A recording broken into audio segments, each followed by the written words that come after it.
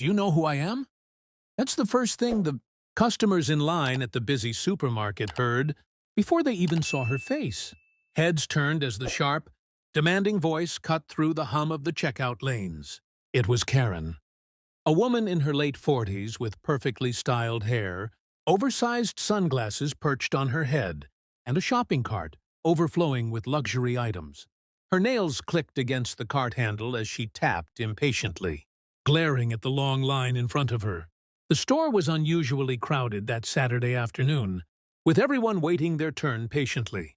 Families with children, elderly couples, and even a man on crutches stood quietly in line. But Karen? She didn't believe the rules applied to her. "This is ridiculous," she shouted. "I don't have time for this nonsense. I'm an important person, and I don't wait in lines like them." She waved her manicured hand toward the people ahead of her as if they were beneath her. Gasps rippled through the crowd. A mother pulled her child closer, whispering, "Don't stare, honey." The cashier, a young man barely out of high school, froze, unsure of how to respond. Karen wasn't done. She pushed her cart forward, deliberately ramming into the back of the man with crutches. He stumbled but caught himself on the side of the counter. "Excuse me," the man said, shocked. Karen smirked. "Oh, you'll live. Now move. I don't wait. I have better things to do." The room went silent. You could feel the tension in the air, heavy and uncomfortable. Finally, a store manager rushed over, trying to defuse the situation. "Ma'am, I'll have to ask you to please respect the line. Everyone here is waiting their turn." Karen laughed bitterly. "Respect? Do you even know who I am? My husband is a lawyer. My cousin's on city council. And if I wanted to, I could have this entire store shut down. Now, either you ring me up first, or I'll make some calls you'll regret." The crowd murmured, some shaking their heads, others pulling out their phones to record. Karen's voice grew louder, sharper, fueled by the attention. But what no one knew, what even Karen herself didn't realize, was that her tantrum was about to set in motion, a chain of events she could never have imagined. Because when you think you're above the rules, sometimes life itself has a way of teaching you just how small you really are. The store manager's calm request should have been the end of it. Most people would have backed down, realizing they'd gone too far. But Karen? She wasn't like most people. Her lips curled into a mocking smile as she leaned closer to the young cashier. "You see this?" she said, holding up her gold-plated credit card like a badge of honor. "This card means I don't wait like everyone else. You're lucky I'm even shopping here instead of somewhere better." The boy's hands trembled as he scanned items for the next customer, pretending not to hear her. But Karen wasn't about to be ignored. She slammed the card onto the counter, startling everyone. "Do you think I'm joking? Ring me up, now!" The customers gasped. Phones were out everywhere, recording her every move. A woman whispered to her husband, "She's going viral tonight." The man with crutches shook his head in disbelief. "Ma'am," the store manager tried again, his tone firm but controlled. "I need you to calm down. You cannot cut the line. Everyone here has been waiting patiently." Karen's eyes narrowed. "Don't you dare tell me what I can or can't do. I'll have your job for this." And then she raised her voice, not just for the cashier or the manager, but for the entire store to hear. "I pay more in taxes than any of you make in a year. I deserve better treatment. Do you hear me? I don't wait. I don't follow your stupid rules." Her voice echoed through the aisles. Children clutched their parents tighter. Some customers exchanged disgusted glances. Others shook their heads, but no one dared step forward. Until, "Enough!" shouted an elderly woman from halfway down the line. She was frail, leaning on a cane, but her voice carried with a strength that silenced the chaos. "We've all waited our turn. You're no better than anyone else here." For the first time, Karen's confident smirk faltered.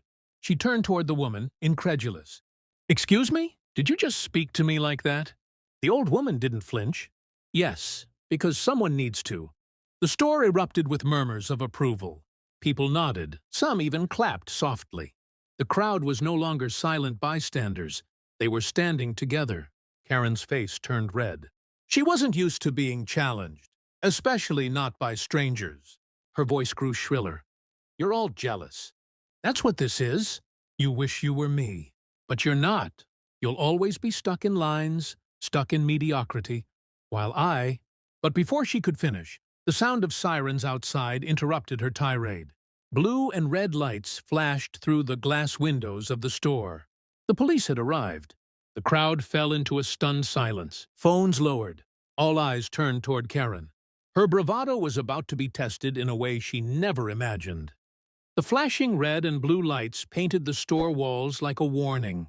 Customers leaned closer to the windows, whispering. The police were here, not for anyone else, but for Karen. But instead of backing down, she doubled down. Unbelievable! Karen hissed, grabbing her cart and storming toward the automatic doors. You called the cops on me? Do you idiots not understand who I am? The crowd parted like a wave as she shoved past them, the wheels of her overloaded cart squeaking against the tiles. The doors slid open, and a rush of hot afternoon air hit her face. Outside, 2 officers were stepping out of their cruiser, calm but alert. Karen didn't wait for them. She shoved her cart straight into the parking lot, muttering under her breath. Pathetic, all of you. Wasting my time. She stopped in the middle of the driving lane, blocking traffic as she planted herself defiantly between parked cars. Horns blared. Drivers leaned out their windows, shouting, "Move your cart!" Karen folded her arms. I'm not moving until someone apologizes to me. I've been disrespected, and I will not leave until this is made right. A line of cars began forming behind her. Parents with kids in the back seats groaned. Late shoppers honked, and the officers quickened their pace toward her. Ma'am, one of them called out, we need you to step aside. You're causing a scene. Karen spun around dramatically, pointing a finger at them. A scene? They caused a scene. That brat cashier, that useless manager, and that old hag who dared to speak to me. I'm the victim here, and I demand justice. The officers exchanged a look. One calmly said, Ma'am, please move your cart to the side so traffic can continue. Karen laughed, a sharp, almost hysterical sound. Do you know what this is? Harassment. I'm being harassed because I refuse to bow down to mediocrity. You're all jealous of me, that's what this is. Behind her, a driver finally lost patience. He leaned out his window. Lady, just get out of the way already. Karen whipped around, eyes blazing. Don't you dare tell me what to do. You think sitting in your rusty car makes you better than me? The driver honked again, louder this time, making the children in the back seat cover their ears. The crowd from inside the store was now gathering at the doors, filming every second of Karen's outburst. People were laughing, shaking their heads, whispering to each other. But Karen didn't notice. She was too busy standing in the middle of the lot like a self-appointed queen, convinced the world revolved around her. Then, without warning, one of the police officers stepped forward and firmly placed a hand on her cart. Ma'am, this stops now. Karen gasped as if she'd been assaulted. How dare you touch my things? Do you know what's in this cart? Do you know how much this all costs? The officer didn't flinch. If you don't move, we'll have no choice but to escort you off the property. Karen's eyes widened. For the first time, a flicker of fear crossed her face. But just as quickly, she masked it with rage. You wouldn't dare, she spat. But the officers did dare, and what happened next would shock everyone watching. The officer's grip on Karen's cart was steady, unyielding. The crowd outside the store had grown, phones raised like an audience at a concert, waiting for the next dramatic act. Karen's face flushed crimson. Take your hands off me! This is theft! Assault! You're going to regret this. The officer spoke calmly but firmly. Ma'am, please step aside. You're blocking traffic and disturbing the peace. Disturbing the peace? Karen barked out a laugh, her voice sharp and cutting. They disturbed me. I'm the one who deserves peace, not these nobodies. The crowd booed. Someone shouted, just arrest her already. Another voice chimed in, she thinks she's above the law. Karen's eyes darted wildly, the noise pressing in on her from every direction. But instead of backing down, she raised her chin, clinging to her pride. You people don't understand. I don't follow rules. Rules are for sheep. I make my own. The second officer stepped forward, pulling out a small notepad. All right, ma'am, let's get your name. Karen's jaw dropped as if insulted. My name? You should already know it. Everyone knows me. I'm practically a VIP in this city. My husband's a lawyer. My cousin's on city council. If I wanted to, I could have your badge. The officer didn't even look up from his notes. Name, please. The crowd erupted in laughter. For the first time, Karen seemed rattled. Her voice cracked slightly. You'll all regret laughing. I'll sue every single one of you. The elderly woman with the cane, the same one who had spoken up, inside, stepped forward from the crowd. Sue me first, she said boldly, her voice calm but firm. Because someone needs to tell you the truth. You're not special. You're just rude. The crowd cheered, clapping and whistling. Phones zoomed in, catching Karen's shocked expression. She turned pale, her mouth opening and closing without words. One officer gently but firmly took hold of her arm. Ma'am, let's walk over to the cruiser and talk this out. Karen jerked away dramatically. Don't touch me! I'll scream! But her voice was drowned out by the sound of her own cart tipping over.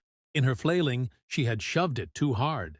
Groceries spilled across the asphalt, expensive wines, imported chocolates, bottled, sparkling water, rolling under parked cars and into gutters. The crowd gasped, then burst into laughter. Phones caught every angle as Karen scrambled to gather her things, her dignity unraveling with each fallen item. Stop laughing!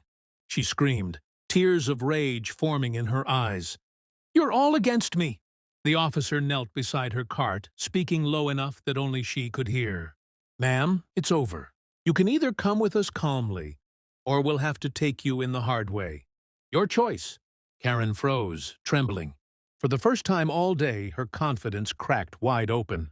She glanced around, the laughing crowd, the flashing lights, the officers waiting. Her kingdom had crumbled, and everyone could see it. Karen's chest heaved as she stood in the parking lot, surrounded by flashing lights and a sea of watching eyes. The once smug tilt of her chin was gone, replaced by trembling lips and darting glances. Her carefully built image of superiority was crumbling right there, on camera, for the entire world to see. The officer's voice cut through her spiral. Final chance, ma'am. Come with us peacefully. Karen swallowed hard. Her pride screamed at her to fight, but her body was frozen in fear. She looked around for allies, someone, anyone, to step in and defend her. But the crowd that once stared in silence was now united against her. Some shook their heads in disappointment. Others smirked, enjoying the justice unfolding. And in the middle of them all stood the elderly woman with the cane, calm and steady. She spoke softly, but her words carried through the quiet. You thought you were too important to follow the rules, but rules are what protect us. Without them, we're just chaos. And today, you became the chaos. Karen's knees buckled. She dropped onto the curb, burying her face in her hands. Tears streaked her cheeks, smudging her makeup. The proud, untouchable queen of the store was gone. The officer gently guided her to her feet and walked her toward the cruiser. The crowd parted, phones raised, capturing every second. Some jeered, others applauded. For once, Karen had no words, just silence. Inside the store, employees began restocking the scattered groceries, shaking their heads in disbelief. The cashier, who had endured her insults, whispered, "Guess the rules apply to everyone after all." By the time the police car pulled away, Karen was no longer the woman who declared herself above everyone else. She was a lesson, an example of what happens when pride, entitlement, and arrogance go unchecked. The videos uploaded that evening told the story in vivid detail. Karen Gone Wild, the captions read. Millions watched, some in outrage, others in amusement. But one message was clear. No one is too important to follow the rules. And for Karen, the consequences were more shocking than she ever imagined. Because in the end, it wasn't the police, the crowd, or even the elderly woman who defeated her.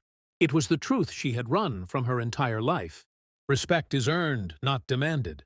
The world moved on. The store reopened the next morning, life returning to normal. But the memory of that day lingered, retold in whispers, shared on screens. a warning wrapped in drama. And as for Karen, she sat alone, far from the spotlight she craved, left to face the reality she could no longer escape. Her reign of entitlement was over.